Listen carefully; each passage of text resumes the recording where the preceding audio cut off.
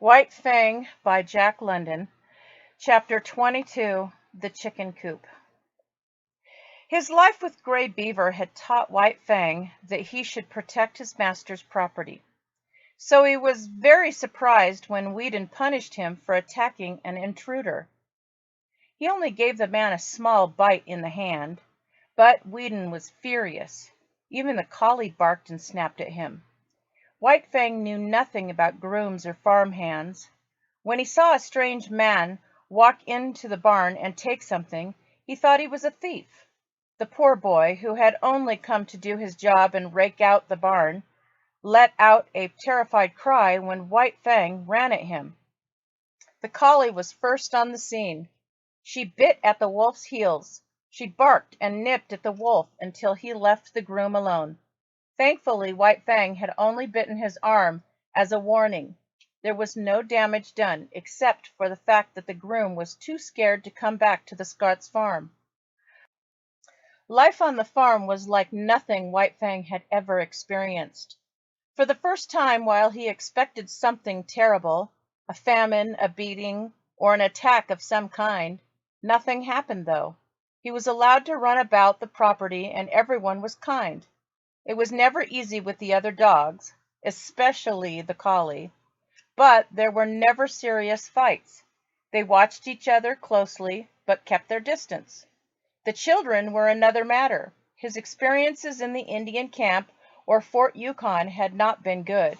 Those children had taunted and teased, and White Fang had learned to mistrust them. Weedon's children, though, were gentler. Also, the wolf knew that they belonged to his master, so he could do them no harm. Eventually, he learned to tolerate their hands on his fur and even learned to like their soft words.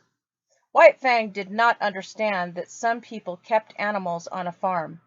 When he saw a chicken coop full of so many chickens, he did not realize they were not for him.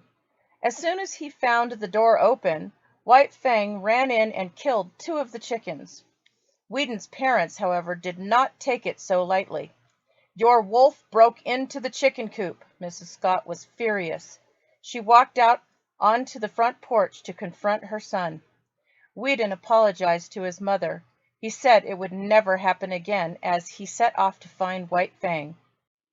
"Never again?" his father laughed. "Are you trying to tell me you can stop a wolf, a wild animal, from hunting our chickens?" "I'm saying just that," Weedon challenged. "You don't believe me?" "Sorry, son," his father shook his head, "but a wolf is a wolf." "Then we'll have to prove you wrong." Weedon started to walk away, but stopped. "Let's have a friendly bet. After I teach White Fang the error of his ways, I'll bet he can sit in the chicken coop for an entire afternoon without killing a single bird." His father laughed. "That, my dear boy, is the easiest bet I've ever made." "And for every 10 minutes he is in the coop and doesn't kill a bird," Weedon added, "you will have to say, 'White Fang, you are smarter than I thought.'" Judge Scott agreed to the terms. Weedon could not punish White Fang just yet. He had to catch him in the act. When he found the wolf with a dead bird, he talked harshly, his voice angry and severe. He held White Fang's nose down to the slain hens and cuffed him soundly. His master never hit him, so White Fang knew this was serious. So when he found himself inside the coop for many hours, he waited calmly for his release. He knew that he could not touch the chickens. He knew they were off limits. The part that confused him was sitting on the front porch afterward. The old man sat beside him, repeating the same words over and over. Everyone around him was laughing. White Fang knew that this laughter was not directed at him. It was not mean-spirited or cruel.